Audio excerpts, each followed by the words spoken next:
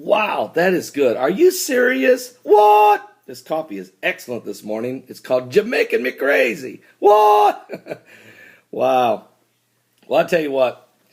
There's some powerful Bible prophecy taking place right now, right here in Indiana, and it touches the lives of people in Afghanistan and all the way to Jerusalem.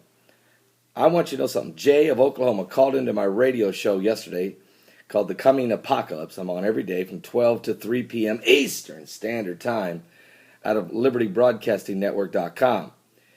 And he brought a story forward that I had missed, that happened yesterday. It broke yesterday and I had missed it, out of the Afghan war news. Let me read to you quickly. Yesterday, February 16, 2012, the Indiana Army National Guard is learning blacksmithing for deployment to Afghanistan. A group of soldiers from the Indiana Army National Guard are attending a 1-week-long course for blacksmiths. The intent is to teach them skills that were used over a century ago by farmers to make agricultural tools. Once in Afghanistan, they can help the Afghan farmers set up village blacksmith shops that can make agricultural tools. There's lots of scrap metal in Afghanistan as a result of 30 years of war. Some of this scrap metal can be turned into tools that are useful for agriculture, such as hammers and shovels and picks and chains and prongs and plows. The 1-week-long blacksmith course is being taught at the Corner Prairie Interactive Historical Park in Indiana. All right, so the Indiana Army National Guard is getting ready to learn blacksmithing. These young soldiers will go into the battlefield to meet with farmers in already conquered lands won by the American soldiers, driving out the Taliban and bringing a total message, a message of peace and a message of hope. Well, this was prophesied in the Bible. If you turn and look in the book of Isaiah in the 2nd chapter, the ancient prophet Isaiah began to speak these words in verse 1. I'll read. It says, the word that Isaiah the son of Amos saw concerning Judah and Jerusalem. It shall come to pass in the last days that the mountain of the Lord's house shall be established in the top of the mountains. Now understand, hang on. When we start talking about the Lord's house in the top of the mountains, you're talking about the third temple in Mount Moriah. Now hang on a minute. It says, and shall be exalted above the hills, and all nations shall flow into it. And many people shall go and say, come ye, let us go up to the mountain of the Lord, to the house of the God of Jacob, and he will teach us of his ways, and we will walk in his paths. For out of Zion shall go forth the law, and the word of the Lord from Jerusalem. Now that's a powerful biblical prophecy in its own right, trust me.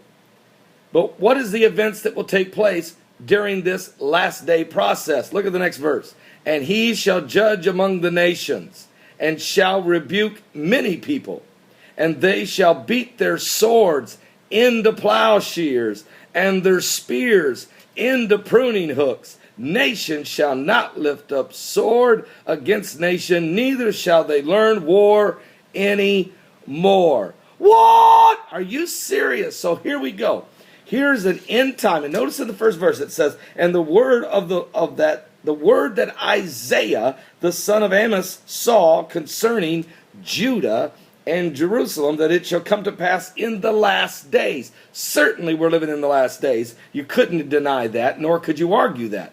For there's so many biblical signs taking place, from blackbirds falling out of the sky, to fish washing up on the banks, to whales falling over or washing up dead, cattle pitching over dead, disease, pestilence, wars, rumors of wars, earthquakes in diverse places, tsunamis, cyclones, hurricanes, tornadoes, mudslides, floods, wildfires, droughts, lakes turning blood red in Texas, rivers running red in Lebanon. You name it, it's happening. Comets, stars, tsunamis on the sun. What? and war and war and war and talk of war. But all of these things would happen right up until a great moment in history, when it says, it shall come to pass in the last days that the mountain of the Lord's house shall be established in the top of the mountains. Now Daniel calls it the glorious mountain. It's between the two seas, which are the Mediterranean and the Red Sea. We're talking about Mount Moriah. And upon it shall be exalted upon the hills. Talking about the house of the Lord. And all nations shall flow into it. And amazing events taking place. Even now in Israel, when you go to Israel, I mean, at least 100,000 or more people flow into the city of Jerusalem from all over the world. I know when I went, I mean, it was just unbelievable. From all nationalities of people that were flowing. But folks, there's a powerful moment coming. A day coming that we have never seen. And many people shall go and say, come ye, let us go up to the mountain of the Lord. That's Mount Moriah. To the house of the God of Jacob, and he will teach us of his ways, and we will walk in his paths. For out of Zion shall go forth the law and the word of the Lord from Jerusalem. And then it says, and he shall judge among the nations, and shall rebuke many people. And they shall beat their swords into plowshares. What are the Indiana Army National Guard going to do? They're going to go to Afghanistan, and they're going to begin to beat the swords and make them into plows. They're going to take the spears and turn them into pruning hooks. They're going to take the scrap metal from war, the metal from the artillery, the metal from the tanks, the metal from the leftover machinery of men grinding men up, men blowing men up, men killing each other.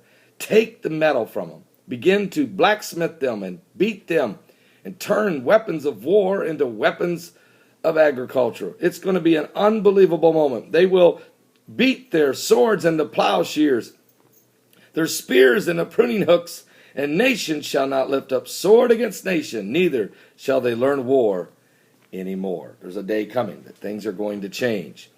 Are you saved? Are you ready? Because we are coming up on these very days. The King is coming. The King is coming. And when he comes back, he's coming after those that are ready. Those that have been washed in the blood of the Lamb. Them that have been born again. Filled with the power and the love and the glory of God. For we've all sinned and come short of the glory of God. There's none righteous, no, not one. But by grace, for by grace are you saved through faith. It's not in ourselves. It's a gift of God. It's not of works, lest any man should boast. These Indiana Army National Guardsmen are getting ready to fulfill an ancient biblical prophecy written by the prophet Isaiah himself in chapter 2, verse 4. And as we get closer and closer and closer, I want you to know something. The red heifer's ready. The Jews in Israel have already got the material prepared. The money has poured in and still coming in to build the third temple of the Lord. And the Antichrist is getting in position to walk right into that temple before the worshipers of God, in the house of God, before the worshipers of God, and declare among those that he is God. This is all taking place. They're beginning to beat the swords into plows. They're beginning to take the spears and turn them into pruning hooks. The process is happening. The biblical prophecies are developing. Time is running out, and the sounds of the apocalypse are being heard. The events are taking place. Talk of peace treaties in the midst of war and anguish. Iran seeking nuclear weapons to annihilate Israel, to usher in what they believe would be the Muslim Messiah, the 12th Imam, the Al-Mahdi. At the same time, it has the same characteristics as an antichrist. It would try to bring peace and prosperity to the world. We're in a midst, we're right at the brink of a catastrophic events that would lead us to the second coming of Christ. Are you saved? I'm going to ask you to do something right now. Send me a personal message right here on YouTube. Title it, I want to be saved. I want to be saved. I want to be saved. I want to be saved. Do it now. Let me help you get saved. Let's get right today. Whosoever call upon the name of the Lord, they shall be saved. Stay with me today, because Bible prophecy is happening very quickly. We'll be right back.